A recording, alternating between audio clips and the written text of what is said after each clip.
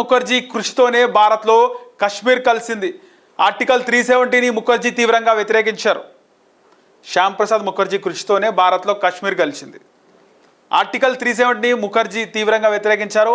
10 మందితో ప్రారంభించిన భారతీయ జనసంఘ్ ఇప్పుడు ప్రపంచంలోని అతిపెద్ద రాజకీయ పార్టీగా అవతరించింది. గుజరాత్లో ఘనంగా శ్యామ్ ప్రసాద్ జీ ముఖర్జీ జయంతి వేడుకలో ఆయన చేసిన త్యాగాలు సేవలను స్మరించుకున్న కేంద్ర మంత్రి అమిత్ షా. భారతీయ జనసంఘ్ ఇప్పుడు భారతీయ జనతా పార్టీగా మారింది. ఆ పార్టీ పెట్టినప్పుడు ఆ శ్యామ్ ప్రసాద్ ముఖర్జీ గారు ఆయన ఏ టైంలో పార్టీ పెట్టిండో కానీ అసలు మంచి మంచి నాయకులను తయారు చేసింది భారతీయ జనతా పార్టీ. ఆ పార్టీకి ఉన్నటువంటి సిద్ధాంతం గొప్పది. ఏదైనా సిద్ధాంతపరంగానే పోతే అది ఏ పార్టీ అయినా కూడా ఒక సిద్ధాంతం పరంగానే పోతే బాగుంటుంది. నిజంగా ఉన్న రాజకీయ పార్టీలో అన్ని పార్టీలు చూసుకుంటే ఒక సిద్ధాంతమైనటువంటి పార్టీ, నమ్మిన ఒక సిద్ధాంతం కోసం పనిచేసే కార్యకర్తలు ఆ పార్టీలో ఉంటారు. మనం గమనిస్తే భారతీయ జనతా పార్టీ నాయకులు పార్టీ మారడం మనం ఎప్పుడైనా చూసినామా? ఆంధ్రప్రదేశ్లో కానీ ముఖ్యంగా తెలంగాణలో కానీ. తెలంగాణలో నియోజకవర్గంలో మీ నియోజకవర్గంలో ఎవరైనా బీజేపీ నాయకుడు పార్టీ మారిండా? వాడు పార్టీ మారిండు అంటే సిద్ధాంతాలు లేవు. నువ్వు ఎప్పుడైనా బీజేపీ పార్టీలో వాళ్ళ స్లోగన్ ఏముంటుంది? జై శ్రీరామ్, భారత్ మాతాకి జై అంటారు. వాళ్ళు వేరే పార్టీలోకి పోరు, పైన కూడా మళ్ళీ గర్వాపసి మళ్ళీ రిటర్న్ వచ్చేస్తారు.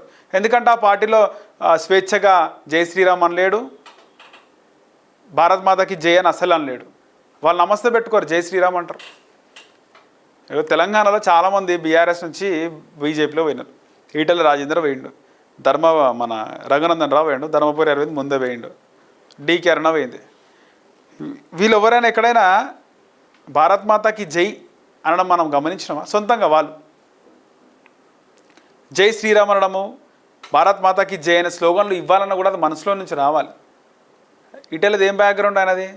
ఆయన బీఆర్ఎస్ నుంచి పోయాడు, తెలంగాణ ఉద్యమకారుడు, పీడిఎస్యు బ్యాక్గ్రౌండ్, కమ్యూనిస్టు భావజాలం, తర్వాత ఇప్పుడు ఉద్యమ నేత.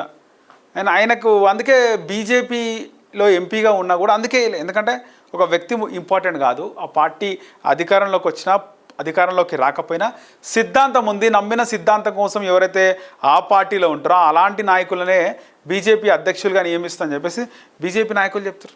అసలు అందరూ అనుకున్నారు అసలు ఈటెల రాజేందర్కి ఇస్తే మంచిగా ఉంటుండే కదా. అది కాదు, సిద్ధాంతం, నమ్మిన సిద్ధాంతం కోసం రామచంద్రరావు అన్నట్టు ఆయన దాదాపు 45 years నుంచి ఉండంట బీజేపీలో.